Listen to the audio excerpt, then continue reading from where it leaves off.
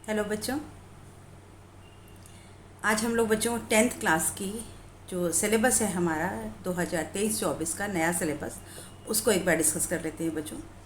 कोई भी पढ़ाई शुरू करने से पहले उसकी रूपरेखा हमें पता होनी चाहिए।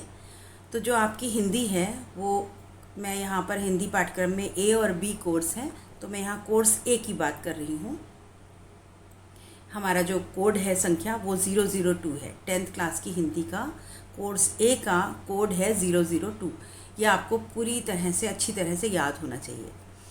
और इसमें आपका जो प्रश्न पत्र आता है वो 80 नंबर का आता है। इसका भारांक जो है वो 80 है और 3 घंटे का पेपर होता है। हम अभी बोर्ड के अनुसार बात कर रहे हैं। बोर्ड एग्ज़ाम होगा या नहीं, या पेपर में कोई चेंजेस होंगे तो वो हम बाद में डिस्कस कर लेंगे। अभी जो आपका हमारा संगठन से जो भी आया हुआ है सीबीएसई का, उसको डिस्कस कर लेते हैं। तो यहाँ पर आपका बच्चों 2 पार्ट में वो होगा आपका पेपर। इसमें आ और बा खंड होंगे। इसमें आपसे 40-40 नंबरों के 2 पार्ट होंगे, 40 एंड 40। तो 40 जो है वो वैकल्पिक प्रश्न होंगे जिसमें आपको विकल्प दिए होंगे, यानी ऑप्शनल पेपर होगा। और जो बाकी का 40 है वो आपके क्वेश्चन आंसर, लंबे लॉन्ग क्वेश्चन के आंसर होंगे। 2 नंबर 3 नंबर के अंक के प्रश्न होंगे। तो पहला देखते हैं बहुविकल्पी प्रश्न। पहला आपका जो पार्ट है बच्चों, उसमें अपठित गद्यांश आता है। एक कोई पैराग्राफ दिया होगा, उसमें से आपसे प्रश्न पूछे जाएंगे। एक एक नंबर के 5 प्रश्न पूछे जाएंगे। फिर एक काव्य दिया होगा, वो भी अपठित होगा। कोई भी आपको कविता दी होगी, उसको पढ़ करके 5 प्रश्न आएंगे। तो 5-5 नंबर 10 नंबर के अपठित आएगा, जो कि अनसीन पैसे। उसके बाद आपका व्याकरण के लिए आपके कुछ नंबर निर्धारित किए गए। 16 नंबर की व्याकरण आएगी, जिसमें 16 प्रश्न होंगे। 20 प्रश्न होंगे, 16 आपको करने होंगे। 4 प्रश्न आप छोड़ सकते हैं। उसमें आपका टॉपिक क्या क्या है वो देखिए। 4 टॉपिक पढ़ने हैं आपको। रचना के आधार पर वाक्य के भेद, जिसमें 5 में से 4 प्रश्न करनेंगे। 4 नंबर का रचना के आधार पर वाक्य के भेद है।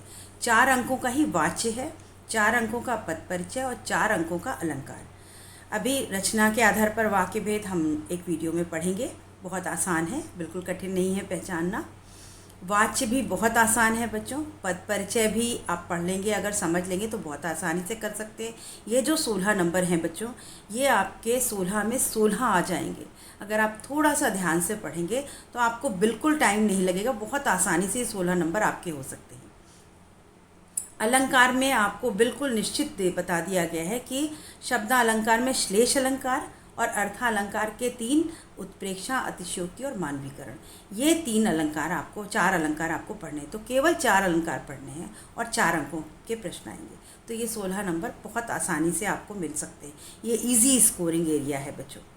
उसके बाद क्षितिज जो आपकी पाठ्य पुस्तक है, उसके गद्य खंड में से आपको प्रश्न आएंगे। 5 प्रश्न आएंगे एक एक नंबर के। उसका आपको 4 ऑप्शन दिए होंगे, छांट करके लिखना होगा।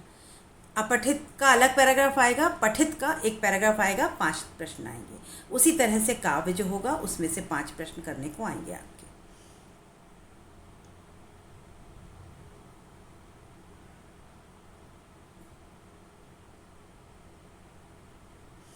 उसके बाद गद्य में से 2 प्रश्न आएंगे, जो एक एक नंबर के होंगे, और काव्य में से भी 2 प्रश्न आएंगे, एक एक नंबर के होंगे।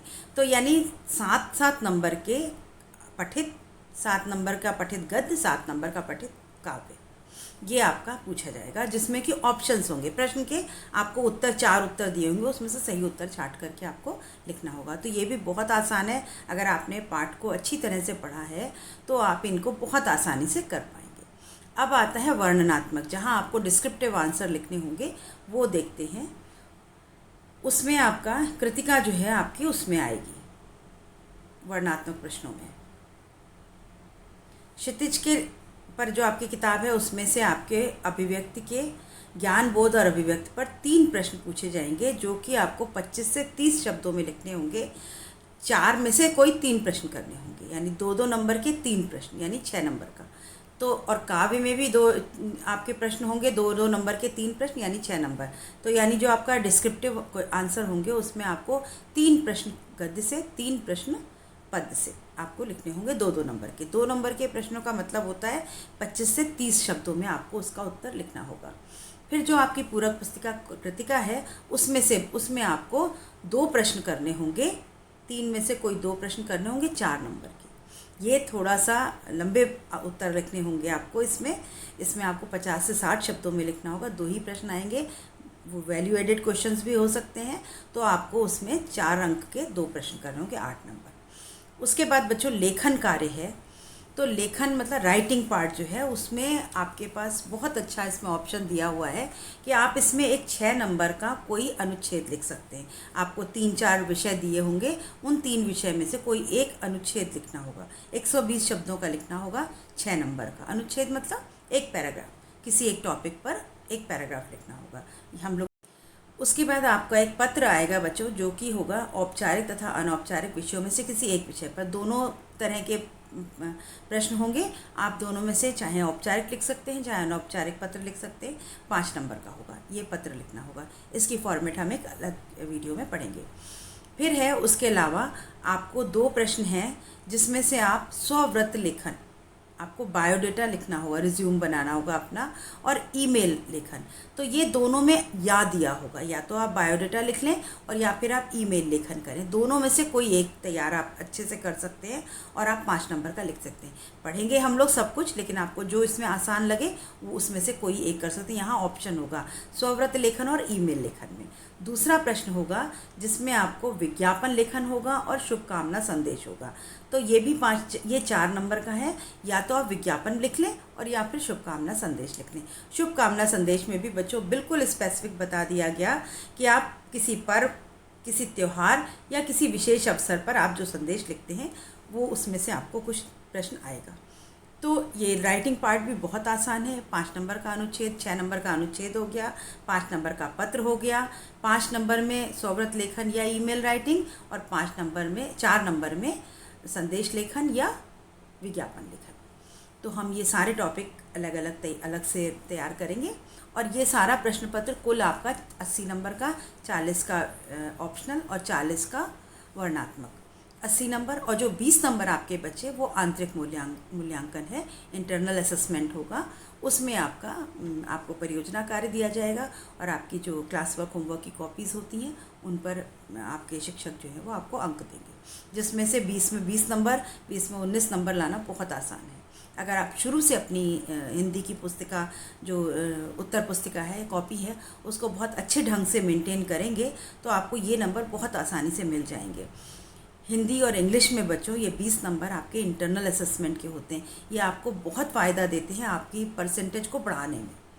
और बाकी सब्जेक्ट जो आपके प्रैक्टिकल सब्जेक्ट हैं उसमें तो आप जैसी परफॉर्मेंस करेंगे वैसे ही अंक मिलेंगे, पर यहाँ आपको अंक आपकी राइटिंग पर, आपकी सुंदरता पर, नीटनेस पर आपको मिल सकते हैं। और एक परियोजना कार्य होगा जिसके नंबर मिलेंगे।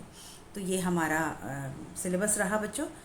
ये 100 नंबर का प्रश्न जो है, प्रश्न पत्र, अगर आप थोड़ी सी मेहनत से और शुरू से आप मेहनत कर लें बच्चों, तो आप बहुत आसानी से 100 में 100 भी लाते हैं बच्चे। 98, 99 लाना तो कोई बड़ी बात नहीं है। तो आई होप आप अपनी तैयारी इसी के अनुसार, सिलेबस के अनुसार करेंगे।